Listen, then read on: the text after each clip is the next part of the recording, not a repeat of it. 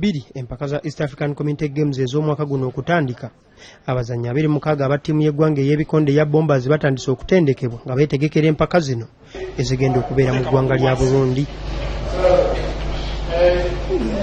Empaka zino ezigenda okuzannyibwa okuva nga 16 okutuuka nga 3 omwezi ogujja za kuzannyibwa mu kibuga Bujumbura nga Uganda esuubira okutwala abazannyi b'ebikonde 10 mu mpaka zino.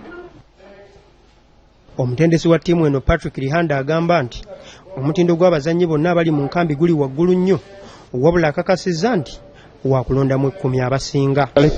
Weights zonna kuva light fly paka ku super heavy bonna bali okay.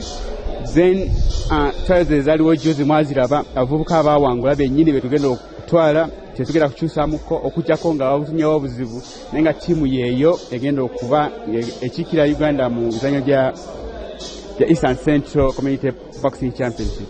Ono ayongeddeko nti Uganda y'emu ku nsi ezisinga ebyafaayo mu muzannyo gw'ebikonde era mu mativu nti Uganda yakukola bulungi mu mpaka zino.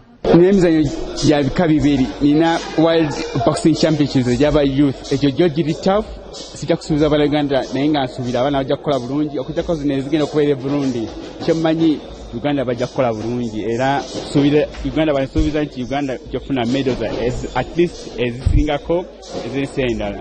Twogeddeko n'abamu ku bazannyi abeetabye mu kutendekebwa kw'olunaku olwaleero. Manya gange Zenari Jalia from Zebra Boxing Club training olwaleero kale tebadde nnyo mbi lwakuba tubadde tutraininga buli lunaku kate tukalubiziza nnyo bantu. Guno gwe gugenda okubeera omulundi ogusooka empaka za East African Community Games okuzannyibwa nga n'emizannyo okuli emisinde, omupiira, handball, ensero, okubaka, volleyball n'emirala nagyo gyakuzannyibwa. Beka Resabla ne Irene Nantongo BBS Serefina ageesigika.